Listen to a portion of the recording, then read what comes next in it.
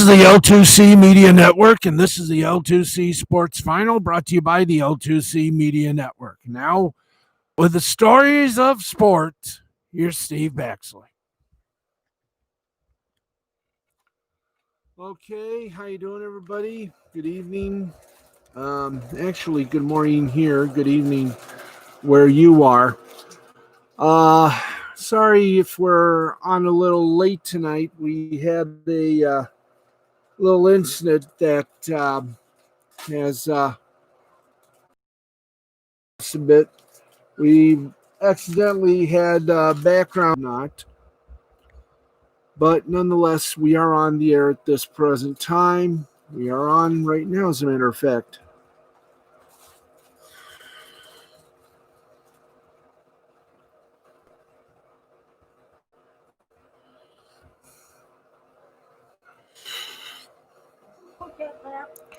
Oh, dear God. Okay, just a moment, folks. We're trying desperately to get some things happening here, and okay. Don't worry, there'll be walls here coming soon, so we won't get any copyright strikes from YouTube or anyone else.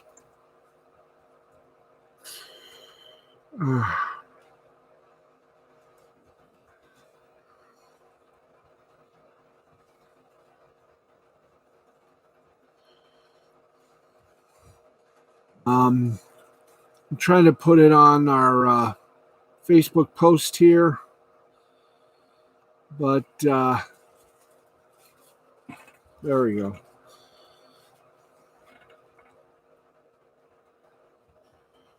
There we go.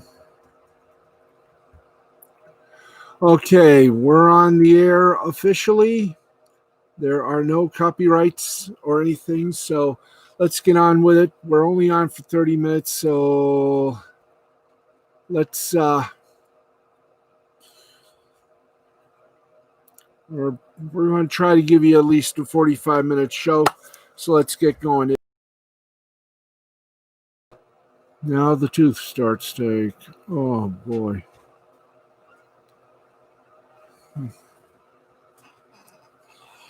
Okay, let's get to it. Let's get you the sports headlines, give you all the details that we can, and then we will end our little broadcast.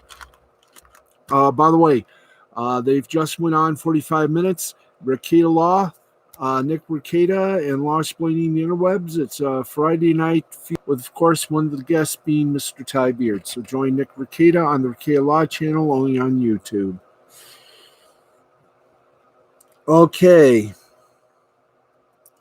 Let's get to NASCAR. And if you were watching the Xfinity race tonight, oh, did you get an earful, an eyeful, and a noseful? The NASCAR Kentucky doubleheader and becoming the first driver to win back-to-back races in 2 days at the Xfinity Series. Although the race was a historic one, as Richard Petty was the last to win races on consecutive days in any series back in '71, headlines were about much more than on-track news. Harrison Burton and Noah Gragson got into a post-race fight regarding a collision between the number 20 Toyota Supra and the number 9 Chevy Camaro. The two young drivers, Burton 19 and Gragson 21, were seen discussing the incident before Burton pushed Gragson. Their conversation continued with Burton getting closer and in Gragson's face. The situation escalated once Burton shoved the second time with a little more force. It was then that Gragson grabbed back, appearing to take Burton by the neck until others stepped in to break up the fight. The exchange was broadcast on Fox Sports 1. Following the fight, both spoke to Fox Sports 1 about their side of the story, with Burton saying this is something that has been building since Charlotte. Burton says that he was just frustrated and joked that Gragson forgets what racetrack we're on. He apologized to his team and said he felt like the chance to be in a good position was taken away. Gragson acknowledged that this track is so much about track position, but he said he didn't see any of that coming. Cindric also discussed the fight, explaining how much is on the line for everyone, saying, quote, "It's difficult because we're in a series where guys are racing for so much. Obviously, none of our futures are guaranteed, so we're racing for a lot, and that's hard to describe. Now, he described why it's especially difficult at Kentucky Speedway, saying, "On a track like this, it's a one-groove racetrack. It takes 20 laps to pass somebody. You have to risk a lot to pass somebody. It's easy to put yourself in that type of situation. I have no idea what happened or why they're upset with each other, but it's not the first time or the second time this year that I've heard of that happening." Mm-hmm. Cindric said that this can be a learning experience for everyone, that he hopes to see a feeling of brotherhood. "I can't be in their shoes, but I think we can all learn from it." Grayson finished 7th, Burton finished 12th.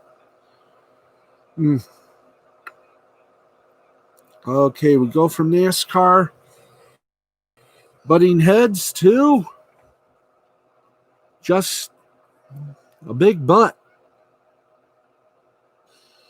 And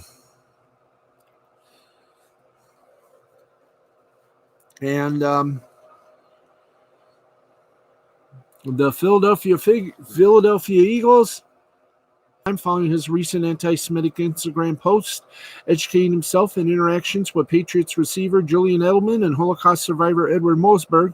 Now he's faced repercussions from his own team, having already denounced the fake Adolf Hitler quote Jackson recently shared on social media. The Eagles said Friday they have penalized the wideout as well as required him to take further action in order to remain on the team.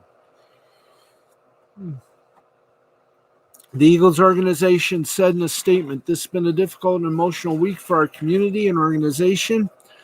We've had a number of conversations over the last few days, not only with Deshaun Jackson, also with many other players, members of the organization, and leaders in the community. Today we have penalized Deshaun for conduct detrimental to the team.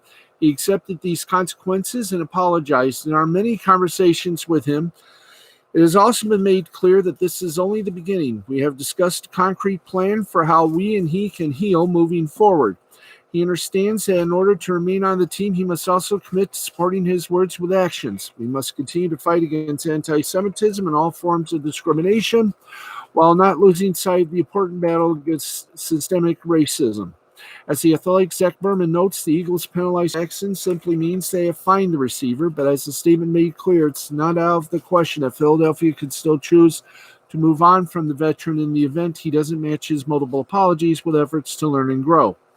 Jackson has since connected with Edelman, who has offered to visit the Holocaust Memorial Museum in Washington, D.C., after originally posting two different pictures praising Nation of Islam minister Louis Farrakhan, who has been identified as anti-Semitic by the Anti-Defamation League and Southern Poverty Law Center, as well as pictures of the fake Hitler quote.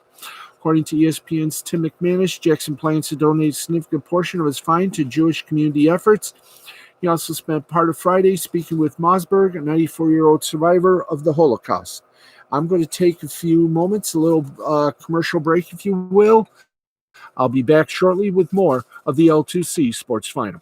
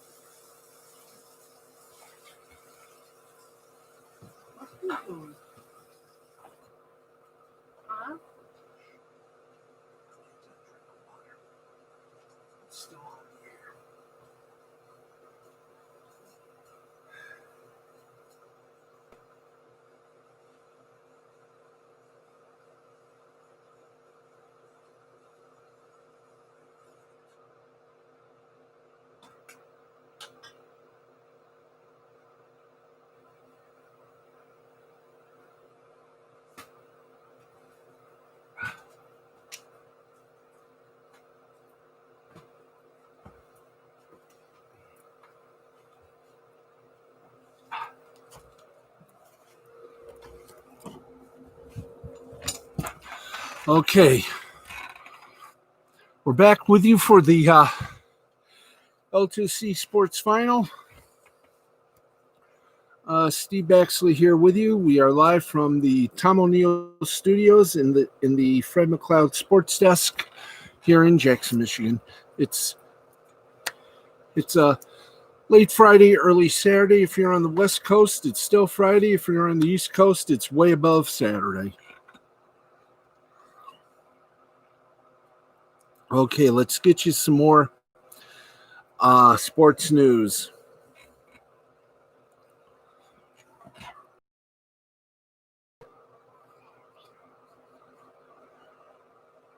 Okay, we're on until 12:30.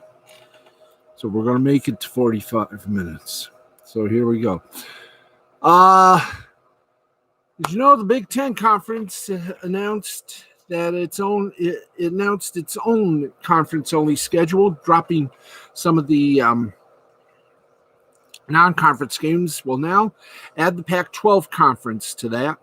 They have decided to move to a modified conference-only football schedule for the fall, with an announcement regarding the 2020 college football season schedules to come no later than July 31st.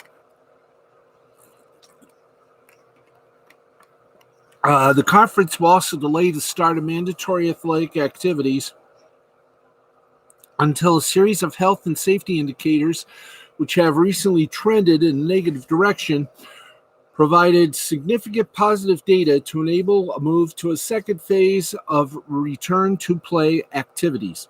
Athletes who choose not to participate due to concerns about COVID-19 will continue to have their scholarships honored by and will remain in good standing with their team.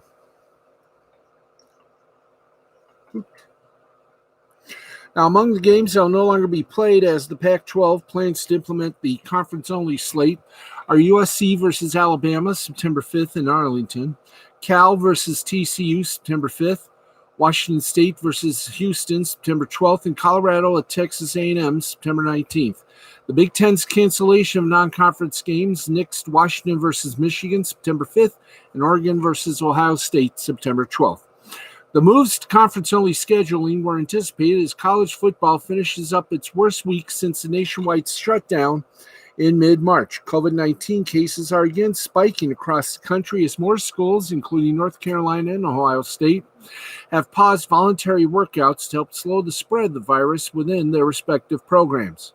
On Wednesday, the Ivy League announced they'll scrap fall sports and reevaluate whether they can be played after January 1st, 2021.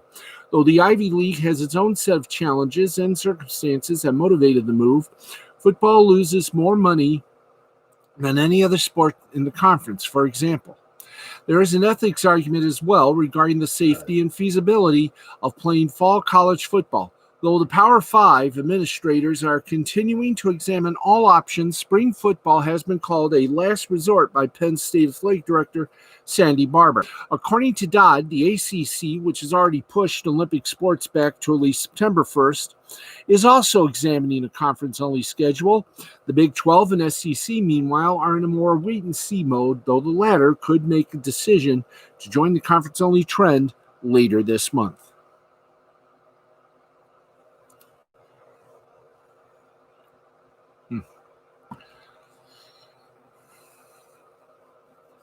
Next week we're going to see if we can have some production elements in this, so we won't have to delay. Former lug nut now with the big guys over at the Toronto Blue Jays. As you know, Lansing Lugnuts are a member of the Blue Jays organization. Well, Vlad Guerrero is making a big move ahead of the 2020 season. Now, a long-term expectation was that Vladimir Guerrero Jr. of the Blue Jays, who has an MVP upside at the plate, would eventually be moved off third base. It didn't seem likely to happen quite this soon. Indeed, the Blue Jays have decided that Guerrero will be a primary first baseman and designated hitter moving forward. Blue Jays manager Charlie Montoyo told reporters, including Ben Nicholson-Smith of Rogers Sportsnet, the following: "He's going to focus on first base and DH." Now, Montoyo hinted that third will be an option, but not his main position anymore. The 21-year-old Guerrero is coming off a promising rookie campaign in 2019, in which he batted .272, .339, and .433 with 15 home runs and 26 doubles in 123 games. Those numbers don't overwhelm at first point, but in the context of a 20-year-old facing major league pitching for the first time and coming off a tremendous minor league career with the Lansing Lugnuts, it's highly impressive. The returns of the field, however, were much less promising. According to StatCast, Guerrero had an outs above the average mark of -16 in just 824 and one-third innings in the field. That made him far and away the worst defensive third baseman in baseball last season. It's pretty much in keeping with the eye test and his defensive reputation coming in.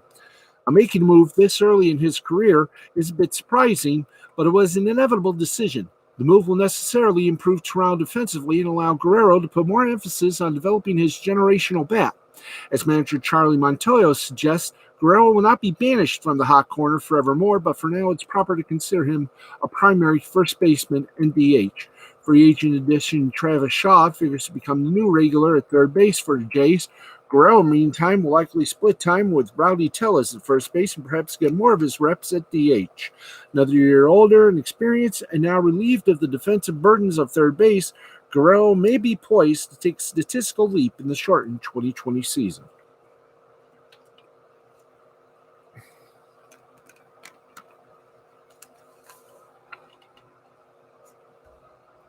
It is 58 minutes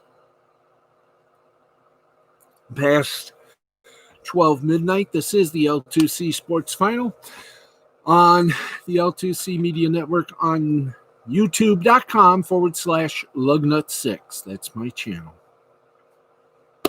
Let me do a little explanation. We were supposed to come on at 11:45, but as we did, we got cut off. Apparently, the background sound was coming from a commercial that did have some disputable copyright elements into it, and I got informed that YouTube did catch it before it went further, and we were bounced. Boo. Boo is right. And we'll give you golf news shortly. Right now, let's keep going on the sports headlines as we enter the 1 o'clock hour, which will mean we are halfway home, as it were. Shaquille Barrett appears intent on playing for the Tampa Bay Buccaneers in 2020, but not without an attempt to earn more money than he's currently set to earn under the franchise tag. As NFL Network's Ian Rappaport reported Friday, the 27-year-old pass rusher officially signed his 2020 tag, but also surprised everyone by filing agreements to be classified as a defensive end in 2020, recently saying he'd sign his tag for sure, regardless of the progress on a potential long-term contract with the Buccaneers. Coach Bruce Arians has expressed a mutual affinity for keeping Barrett in town, saying early this offseason, the team's priority was locking up its young defensive talent. Barrett, inking his tag, which would pay him roughly $15.8 million this year, just confirms the two sides are committed to each other through 2020. Barrett being designated as a DE rather than an OLB, which he mostly played in Todd Bowles' 3-4 defense. His breakout 19.5 sack campaign would simply boost the defender's salary by about $2 million to $17.78 million. While Tampa Bay is short on salary cap space after paying big bucks for veterans like Tom Brady and Rob Gronkowski this offseason, the Bucs are expected to continue exploring an extension for Barrett ahead of the July 15th deadline for tagged players per ESPN's Jeremy Fowler. Undrafted in 2014, Barrett spent the first 5 seasons of his NFL career with the Broncos before signing with Tampa Bay in 2019. It is 1 minute past the hour of 1 o'clock. Steve Baxley with you here on the Friday/Saturday edition of the L2C Sports Final. Now, I'm sorry I'm having a drink, but this is going to be...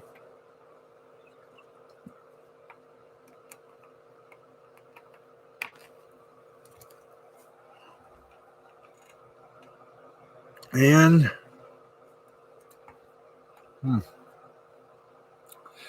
in National Hockey League action, it is now official.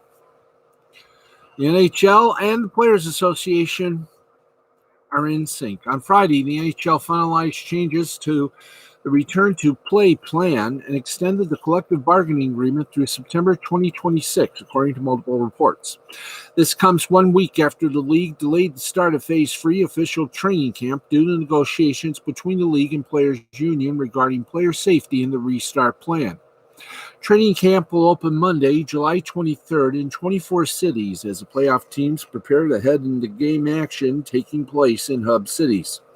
On July 26, teams will travel from their home markets to one of the hub cities, either Toronto or Edmonton.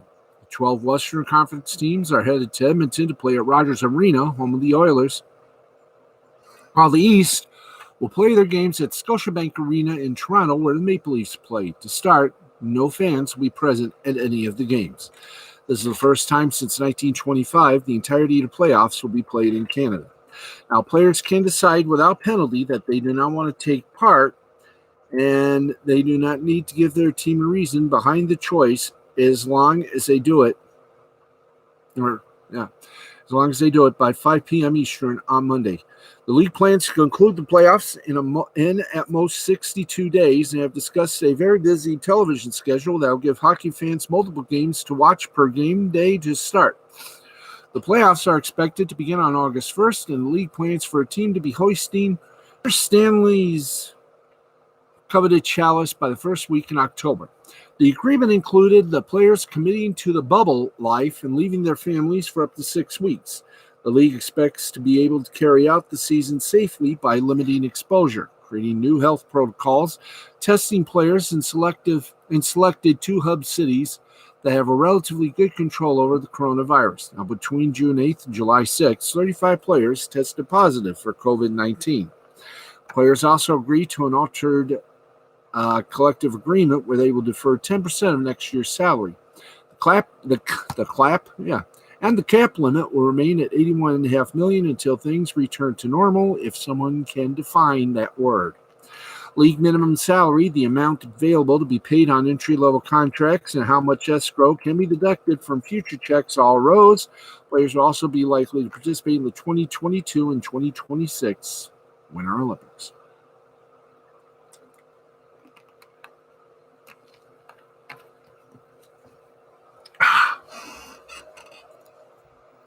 And that's your good news NHL report. Now, we have a UFC report, and it's no longer fantasy. It is now a reality. We got UFC, we got some golf for you, and of course, we got the scoreboard.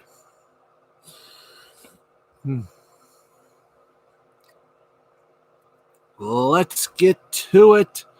Our couple of stories and etc. UFC 251 may be the 6th card in the promotional history to boast 3 title fights, but few have matched this level of excitement and anticipation. Sure, George St. Pierre versus Michael Bisping at UFC 217 had hype as GSP returned from an extended layoff, and of course Conor McGregor challenging Eddie Alvarez for the lightweight title at UFC 205 was much-see pay-per-view television. But this weekend feels different when Kamaru Usman looks to defend his welterweight title against Jorge Masvidal at Fight Island in Abu Dhabi. The two have had beef over the last 7 months as they negotiated back and forth to get the deal done, but Masvidal and UFC could not come to terms.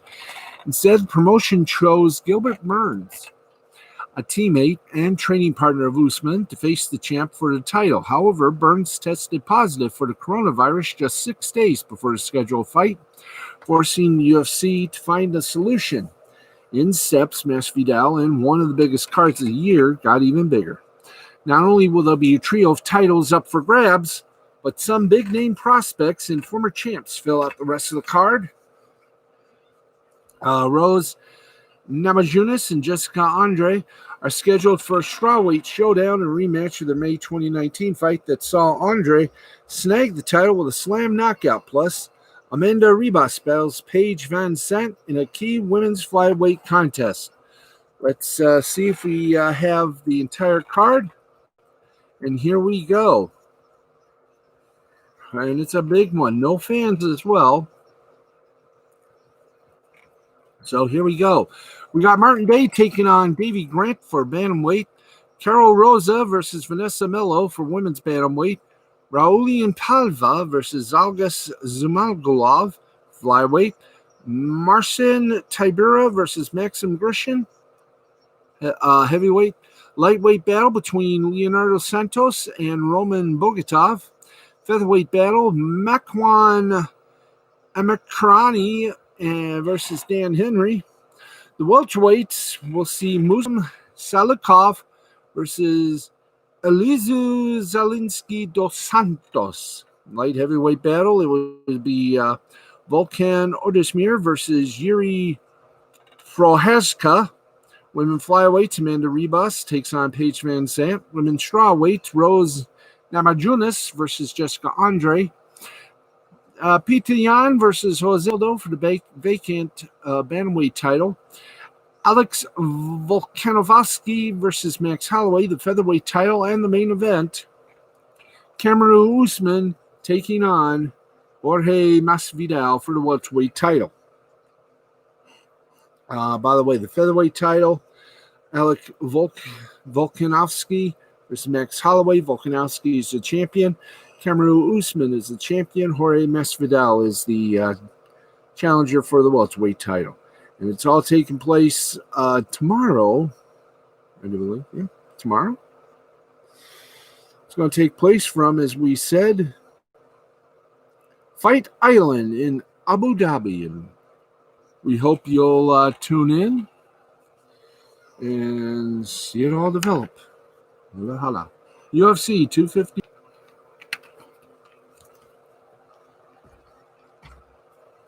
And there you go with some MMA action. You never thought we'd get you some MMA action, but we have. Okay, let's get you with some golf and the latest golf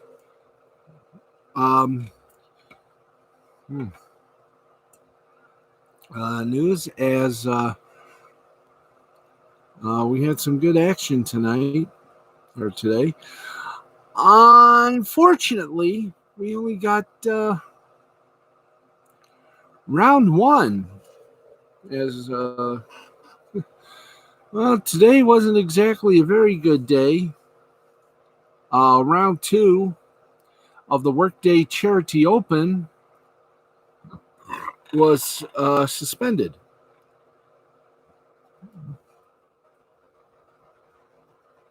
And let's get things going down at a briefness. Round two, the 2020 Workday Charity Open was suspended on Friday at 8:50 p.m. Thank you. Let's keep going here. But everything that needed to be seen was seen earlier in the day as Colin Morikawa backed up to 65 with a 66 to take a big lead into the weekend. Morikawa was brilliant early as two different weather delays pushed back play into deep in the evening as 2 dozen golfers were still on the course and will pick their rounds back up on Saturday morning at 9 o'clock. When they do, they'll all be chasing Morikawa, who is at 13 under after 36 holes of play. We got your standing board right now. Morikawa 13 under. Justin Thomas and Kevin Streelman tied at -10. They're tied at second. Tied at fourth was Sam Burns and Hideki Matsuyama at -9. Victor Hovland and Rory Sabatini are tied in sixth with -8. Tied at eighth, a gaggle, and I do mean a gaggle. We got Ian Poulter and Chase Schaefer with 7, and tied in 10th, Patrick Reed, Matt Kukar, Taylor, Louis Oosthuizen, and Richie Warinsky at -6. Action takes place tomorrow, 9 o'clock, You can see that on the Golf Channel, and of course NBC will take you the rest of the way. It's past the hour of 1 a.m. Good morning, everybody. It's a Saturday morning confusion while it's still a Friday night celebration. Okay, and as we prepare for the Friday night send-off, let's get you fast and furious to the scoreboard and make everything look good as we are about 18 minutes left in the broadcast. So here we go. Are we still on? Are we still rolling? Yes, we are. Thank God. So here we go to the scoreboard.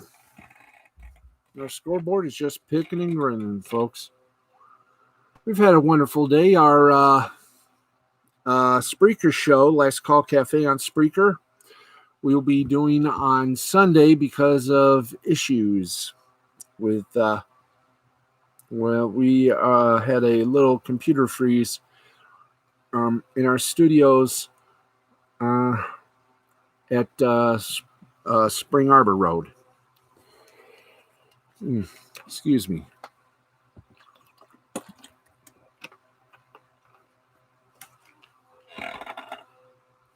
Okay. Let's get some of the action from last night. Might as well say it. And in La Liga action in Espanol was Granada over Real Sociedad 3-2. Real Madrid dropped Alves 2-0. In the Ekstraklasa regulation group in Polish soccer, it was Wisła Płock over Zagłębie by a score of 1-0. Górnik over Rakow 4-1. South Korea K-League 1, Busan 2, Seoul 0.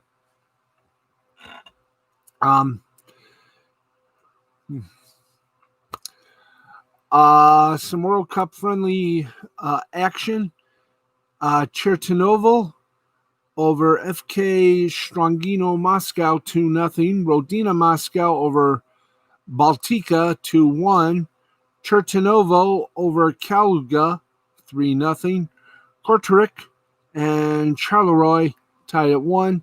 And Moscow over Spartak Moscow 5-1. If you want more on the club friendly in soccer, go to scoreboard.com/English.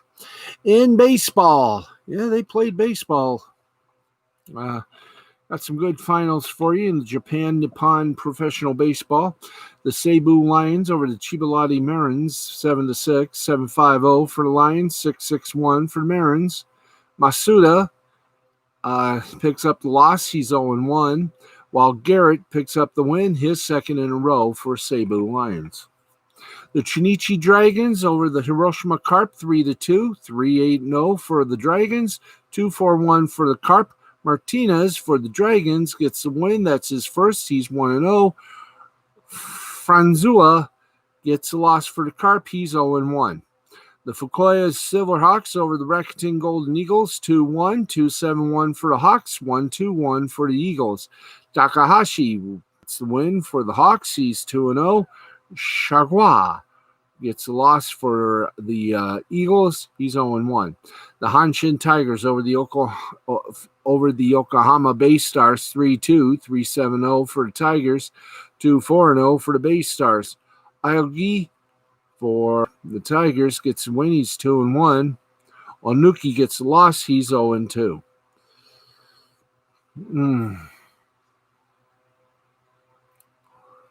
The Oryx Buffaloes defeat the Nippon Ham Fighters 4-3, 4-5-1 for the Buffaloes, 3-8-1 for the Ham Fighters. Yamada for the Buffaloes splits it. He wins 1, loses 1, 1-1. Akiyoshi gets the loss. He's also at 1-1. And the Yomiuri Giants and the Yakut Swallows were rained out. In the Czech Republic, Extra Liga action, Blansko over Hiroshi Bruno, 9-8, 9-12-3 for the Blanc, 8-14-3 for Hiroshi in extra innings. In a full 9, Technica Bruno over Draki Bruno, 4-3, 4-9-1 for Technica, and 3-7-1 for Draki. Tempo Prague over Eagles Prague, 7-4, 7-8-0 Tempo, 4-9-8 for Eagles. Ostrava over Kotarka Prague, 7-2, 7-10-0 for Ostrava, 2-5-1 for Kotarka. In the Nicaragua playoffs, the CNBS, Metagalpa over Bor, 9-7, 9-12-0 for Metagalpa, 7-9-0 for Bor.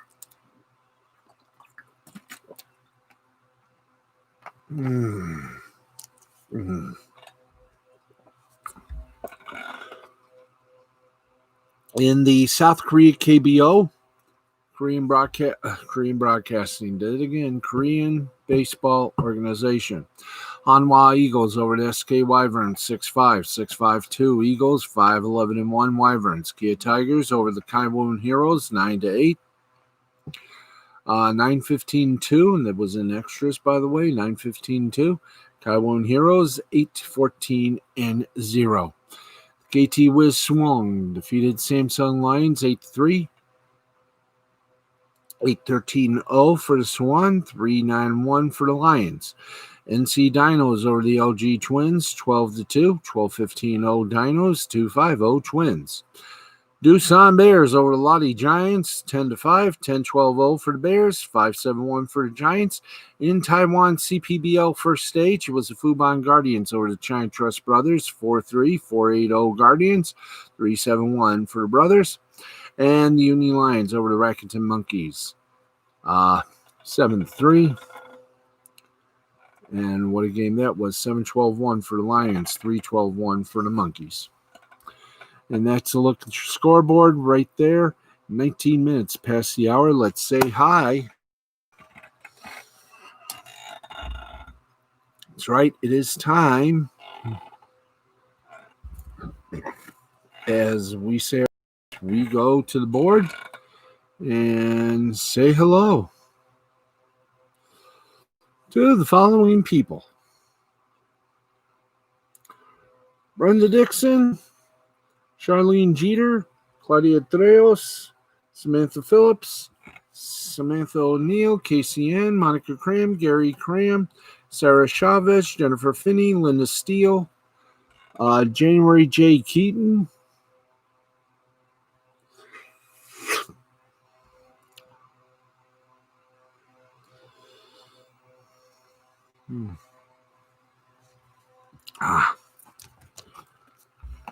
excuse me again.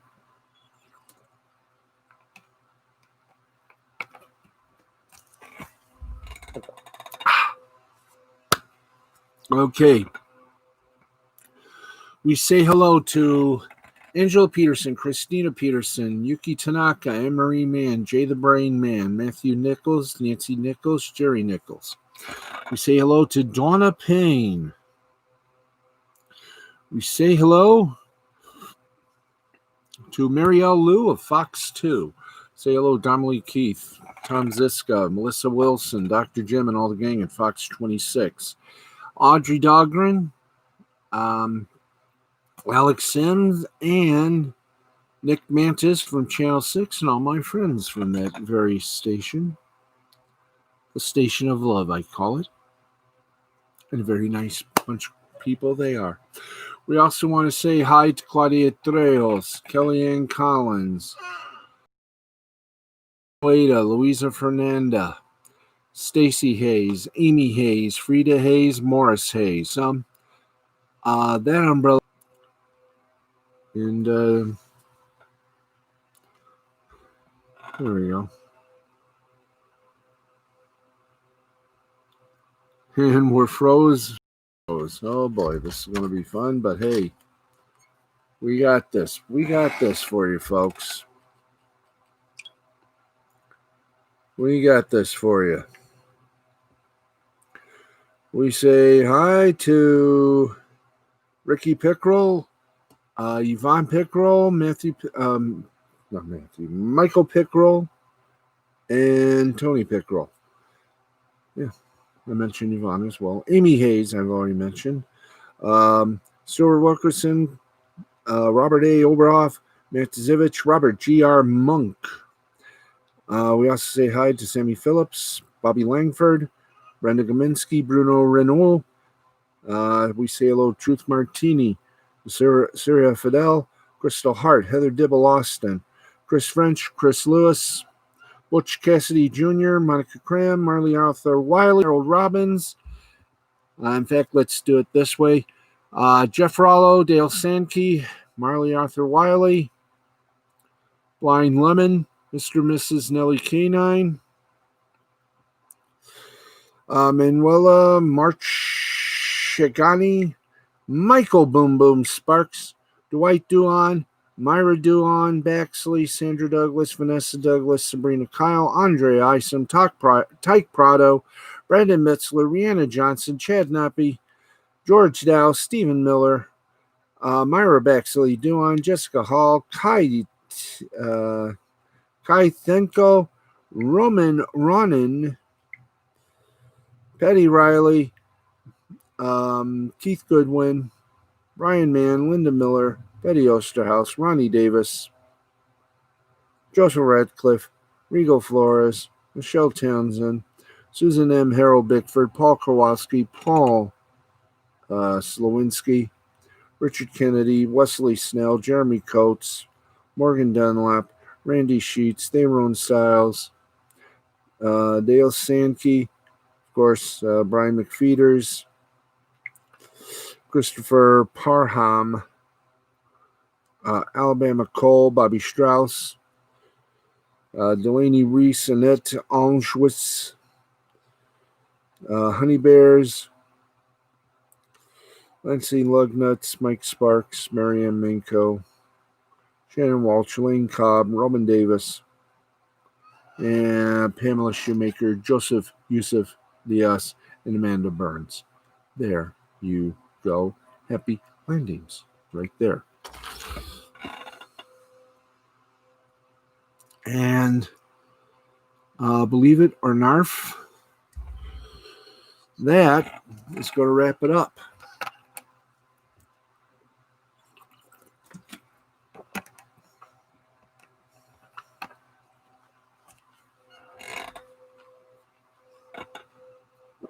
So,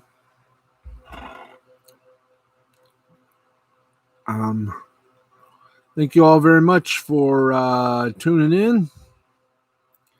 And we will talk to you tomorrow. Hopefully.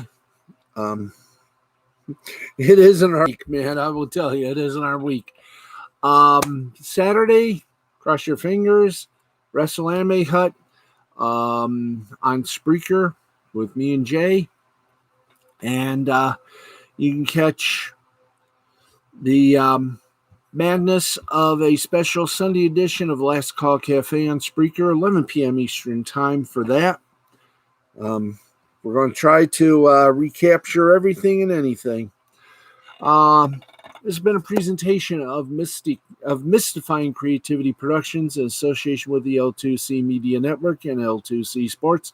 For everyone who's been a part of this, I'm Steve the Baxman Baxley. Sorry about earlier. We hope we get everything all nice and situated. Until then, we'll see you tomorrow night at 11:45, and we promise you that. We will be on at 11:45. No background noises that will give us any trouble with YouTube. If so, we're back to Facebook Live. Oh, boy. As always, no matter what sports you love, may your favorite team always be winners. And, as they say in the biz, what do they say in the biz? Oh, yeah. Good night, America, wherever and whomever you are. Good night, everybody. Thank you for tuning in.